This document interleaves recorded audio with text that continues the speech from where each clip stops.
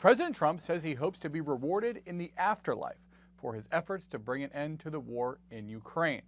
The president joked that he was at the bottom of the totem pole when it comes to getting into heaven, and achieving peace could improve his chances.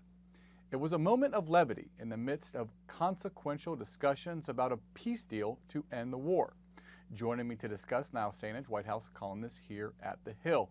Hey Niall, so the president spoke extensively about the war in Ukraine during an appearance on Fox News this morning. We'll leave the eternal destination of his soul to other analysts. But let's talk about some big questions moving forward for the war in Ukraine. Trump said in the interview, no American boots on the ground as part of a future security guarantee for Ukraine, if that is really off the table. How big of a deal is that in these negotiations?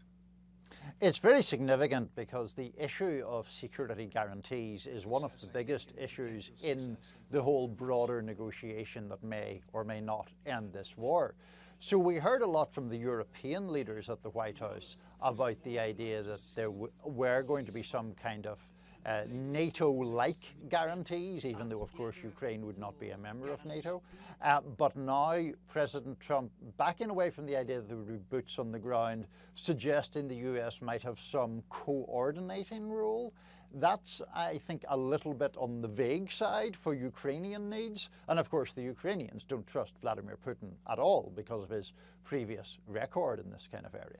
You mentioned this talk of Article 5-like protections for Ukraine. Of course, that refers to a provision of the NATO military alliance that treats an attack on one member as an attack on all members. Trump is already getting pushback from influential MAGA voices over the implications of a commitment to Ukraine's defense in that way. Could that be an impediment to U.S. involvement in these security guarantees? It certainly points to the tensions within the MAGA coalition and the Republican Party about all of this. Because you're quite right, there are a lot of the president's supporters who are skeptical of aid to Ukraine, skeptical about the United States perhaps getting sucked into an actual war, and therefore they aren't at all enthusiastic about this idea. Now, President Trump very clearly wants a peace deal, and so how is that, how can he navigate those competing imperatives? That is genuinely difficult. The other big sticking point here is Ukrainian land concessions. In the interview, Trump made a point that Russia already occupies 79% of Donbass. It's a region of eastern Ukraine. It's actually 88% according to the latest reports. But Trump seemed to imply that it's kind of a foregone conclusion that Russia would keep that in a peace deal, but that's going to be a difficult pill for Ukraine and the rest of Europe to swallow. Very much so. I mean, this issue of territory is, by its nature, the central topic in the whole matter. And there is some suggestion that Putin wants to be granted land, including some that Russia doesn't even right now occupy in that region, in return for freezing the front lines elsewhere.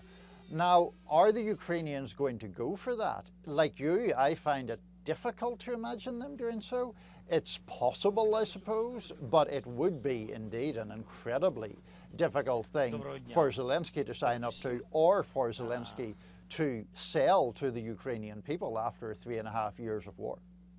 We're hearing talk of a potential meeting between Putin and Zelensky in Switzerland. Swiss officials say they will grant Putin immunity to attend the talks. Putin is wanted by the International Criminal Court for alleged war crimes committed during the war in Ukraine. Zelensky says any territorial concessions would be discussed between him and Putin one-on-one. How difficult will it be to reach a deal on that front, especially in the absence of a ceasefire and Russia continuing to attack civilians and press forward on the front line? I think it will be extremely difficult, and I also think you're right to raise this issue about the lack of a ceasefire. Remember, that was one of the major shifts that came out of President Trump's meeting with Putin in Alaska. Going into that meeting, Trump had wanted an interim ceasefire, as the Ukrainians do, to set the stage for broader, more comprehensive settlement of the conflict. After Alaska, it seems like the United States has backed away from that position, favouring more of what Putin wants, frankly, which is for him to be able to continue the war effort, a war effort in which he has the upper hand, and then pushing back then the comprehensive negotiations to end the war. just seems like it would be extremely difficult to negotiate an end to the war and determine the delineation of where the final lines will be if they're changing moment to moment. Yes, absolutely, and as Russian forces keep advancing. I suppose that's one of the arguments that Putin leans on in a way about this idea of trying to redraw the map, including territory that the Russians have not yet occupied. But it is extraordinarily difficult. I mean, the Russians right now control about 20% of Ukrainian territory. Is Zelensky and the Ukrainian people expected to just give that up? That's going to be enormously difficult for them. A lot to be decided and some tough negotiations ahead. We will leave it at that. Niall Stanage, White House columnist here at The Hill. Thanks so much for your insight. Thanks, Drew.